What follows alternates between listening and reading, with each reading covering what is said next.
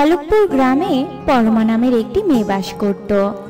ছোটবেলাতেই পরমার বাবা মা মারা যায়, এজন্য পরমা একাই থাকতো। পরমা অনেক কষ্ট করে বড় হয়েছে। এখন পরমার 18 বছর। পরমা ফুল বিক্রি করে কোনো রকমে তার সংসার চালাতো। হে ভগবান, কত দেরি হয়ে গেল আজ ফুল তুলে আনতে। আমি আরো কখন যাব ফুল বিক্রি করতে? আমার বাড়িতে কত কাজ পড়ে আছে। একলা মানুষ, কতদিকে আর সামলাবো। থাক সব, আগে আমি ফুল নিয়ে বাজারে যাই। ফুল বিক্রি না করলে তো আবার না খেয়েই থাকতে হবে। এই বলে পরমা ফুল নিয়ে বাজারে যায় আর ফুল বিক্রি করে। পরমা ফুল বিক্রি করে বাড়ি ফিরছিল, তখনই তার সাথে অভয়া নামের এক মহিলার দেখা হয়। কি গো কাকিমা, কি খবর? কেমন আছো তুমি? তোর এই কুৎসিত কালো মুখটা দেখলে কি আর কেউ ভালো থাকে?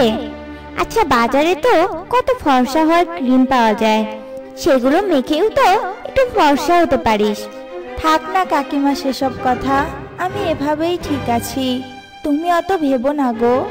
হ্যাঁ, সেই তো, কিন্তু তুই কালো বলে তো তোকে কেউ বিয়েও করছে না। তা এইভাবে আইবুড়ো হয়ে কি সারা জীবন কাটাবি নাকি? যাই হোক, সে তোর ব্যাপার। আমি বরং নিজের কথা ভাবি। একই তো তোর মুখ সকাল সকাল দেখলাম, জানি না সারাদিনটা আমার কেমন কাটবে। এরপর অভয়া সেখান থেকে চলে যায়।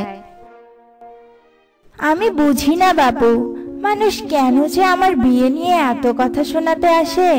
আমি তো এমনি ঠিক আছি। হে ভগবান, তুমি কেন আমায় এমন কুৎসিত চেহারা দিলে? রোজ রোজ মানুষের নিন্দে শুনতে শুনতে আমি ক্লান্ত হয়ে পড়েছি। এসব বলতে বলতে পরমা জঙ্গলের পাশে রাস্তা দিয়ে বাড়ি ফিরছিল। আর পরমা হঠাৎই দেখে জঙ্গলের ভিতরে একটা মানুষ পড়ে আছে। আর পরমা ছুটে সেখানে যায়।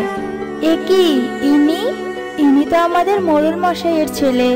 শুনেছিলাম ইনি তো নাকি শহরে পড়াশোনা করেন, কিন্তু ইনি এখানে এভাবে পড়ে আছেন কেন? আর এনার শরীরটা এভাবে নীল হয়ে গেছে কেন? আমি বরং মোড়ল মশাইয়ের কাছে যাই, উনাকে তাড়াতাড়ি খবরটা দিতে হবে। এই বলে পরমা মোড়লকে খবর দিতে যায় আর মোড়লকে সব ঘটনা খুলে বলে। সব কথা শুনে মোড়ল পরমার সাথে জঙ্গলের ভিতরে যায়। হে ভগবান, এ কি সর্বনাশ করলে তুমি? আমার ছেলের শরীরটা এমন নীল হয়ে গেছে কেন? আমার এক্ষুনি একে বাড়িতে নিয়ে যেতে হবে। এরপর মোড়ল তার ছেলেকে নিয়ে বাড়িতে যায় আর সেই সুযোগে পরমা গিয়ে তান্ত্রিককে ডেকে আনে। তান্ত্রিক মোড়লের ছেলে জীবনকে দেখে খুব অবাক হয়।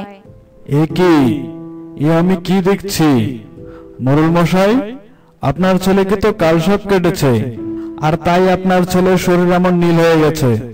ওসব আমি কিচ্ছু জানি না। আপনি যেভাবেই হোক আমার ছেলেকে ভালো করে দিন। ছেলেটা কালই শহর থেকে ফিরেছে। সকালে বলল জঙ্গলে ঘুরতে যাবে, আর আমিও কেন যে ওকে জঙ্গলে যাওয়ার অনুমতি দিয়েছিলাম। হে ভগবান, তুমি আমার ছেলেকে সুস্থ করে দাও। কিছু একটা করুন তান্ত্রিক বাবু, আমার ছেলেকে সুস্থ করে দিন। কিন্তু মোড়ল মশাই, কালসাপের বিষ তোলা যে খুবই কঠিন। এই বিষ নামানোর শুধু একটা উপায়ই আছে, আর তা খুবই কঠিন। দোহাই তান্ত্রিক বাবু, আপনি এভাবে বলবেন না। আপনি আমার ছেলেকে সুস্থ করে দিন, যত কঠিনই হোক না কেন। আপনি বলুন সেই উপায়। এই বিষ তোলার জন্য চন্দ্রফুল দরকার, আর সেই চন্দ্রফুল আনা অসম্ভব। চন্দ্রফুল আনতে গেলে প্রাণের ঝুঁকিও নিতে হবে যে। এসব শুনে মোড়ল খুব ভেঙে পড়ে, আর এদিকে জীবনের শরীর আরো নীল হতে থাকে। এসব দেখে পরমার খুব কষ্ট হয়। আপনি কোনো চিন্তা করবেন না মোড়ল মশাই, আমি নিয়ে আসবো চন্দ্রফুল। কিন্তু মা, তুমি আমার ছেলের জন্য কেনই বা প্রাণের ঝুঁকি নেবে? মোড়ল মশাই, আমি বেঁচে থেকেই বা কি লাভ? রোজ তো মানুষের নিন্দে শুনে থাকতে হয়। এর থেকে ভালো আমি মরে গিয়েও যদি আপনার ছেলেকে বাঁচাতে পারি, তাতে তো আপনি আপনার ছেলেকে হারানোর কষ্টটা অনুভব করবেন না, আর না করবেন না মোড়ল মশাই। আর তান্ত্রিক বাবু, আপনি আমাকে চন্দ্রফুল আনার উপায় বলে দিন, আমি যাব সেই ফুল আনতে। সেই পথ খুব কঠিন রে মা। শোন তবে, এই গ্রামের পূর্বে একটা বড় জঙ্গল আছে, আর জঙ্গলের পরেই আছে চন্দ্র পাহাড়, আর সেই চন্দ্র পাহাড়ের উপরেই আছে চন্দ্র ফুল। কিন্তু চন্দ্র পাহাড়ের উপরে ওঠার রাস্তা আমিও জানি না। আর শোন, ওই চন্দ্র পাহাড়ে আছে 3টি মায়াবী ঝর্ণা, আর কেউ সেখানে গেলে ওই ঝর্ণা 3টি তাকে 3টি প্রশ্ন করে থাকে। যদি কেউ সেই 3টি প্রশ্নের উত্তর দিতে পারে, তবেই সে ওই চন্দ্র পাহাড়ে উঠে চন্দ্রফুল নিয়ে আসতে পারবে, আর না দিতে পারলে তার সেখানেই মৃত্যু নিশ্চিত হবে। আর শোন, ওই ফুল নিয়ে কিন্তু তোকে 5 প্রহরের মধ্যেই আসতে হবে। ঠিক আছে, আমি তবে আসছি। এই বলে পরমা চন্দ্র পাহাড়ের উদ্দেশ্যে রওনা দেয়। আর অনেক পথ পাড়ি দিয়ে সেই জঙ্গল পেরিয়ে পরমা চন্দ্র পাহাড়ের সামনে পৌঁছায়, আর 3 ঝর্ণাকেও দেখতে পায়। ও মা, কি সুন্দর 3 ঝর্ণা! আর পাহাড়টাও কত বড়! কিন্তু আমি এই পাহাড়ে উঠবো কি করে? 3 ঝর্ণা, আমাকে তোমরা সাহায্য করো। ঠিক আছে, তোমাকে আমরা সাহায্য করব। তবে তোমাকে আমাদের 3 ঝর্ণার 3টি প্রশ্নের উত্তর দিতে হবে।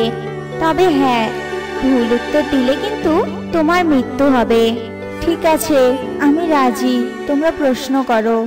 বলো, সব থেকে বড় ধর্ম কি? সব থেকে বড় ধর্ম হলো দয়া। এবার বলো, সব থেকে দামি কি? সব থেকে দামি হলো সময়। এবার তুমি আমার প্রশ্নের উত্তর দাও। বলো, কাজলের থেকেও কালো কি? ভেবে বলবে কিন্তু। মানে কাজলের থেকেও কালো? হ্যাঁ, পেয়েছি, কলঙ্ক। কলঙ্ক হলো কাজলের থেকেও কালো। তোমার সবকটি প্রশ্নের উত্তর সঠিক হয়েছে। সত্যি তুমি অনেক বুদ্ধিমতী। এই কথা বলতেই সেখানে 3 ঝর্ণা অদৃশ্য হয়ে যায়, আর সেখানে এক সিঁড়ি তৈরি হয়, যা দেখে পরমা অনেক খুশি হয়। আর সেই সিঁড়ি দিয়ে সে পাহাড়ে ওঠে।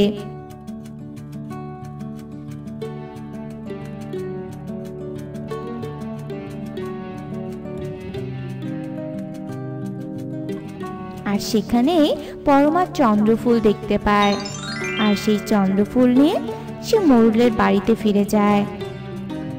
আর তান্ত্রিক ওই ফুলের সাহায্যে জীবনকে সুস্থ করে তোলে। তোমায় অনেক ধন্যবাদ মা। বলো, তোমার কত ধন সম্পত্তি চাই? তুমি যা চাইবে আমি তোমায় তাই দেব। তুমি নিজের জীবনের পরোয়া না করে আমার ছেলেকে বাঁচিয়েছো।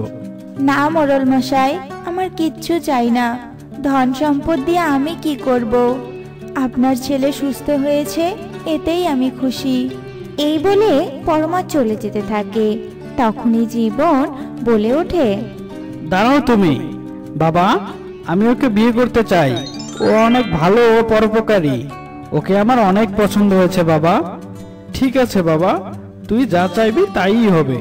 সত্যি, মানুষের গায়ের রং দিয়ে সবকিছু বিচার করা ঠিক না। মানুষের মনটাই অনেক বড়। এরপর জীবনের সাথে পরমার বিয়ে হয়, আর তারা সুখে শান্তিতে বাস করতে থাকে।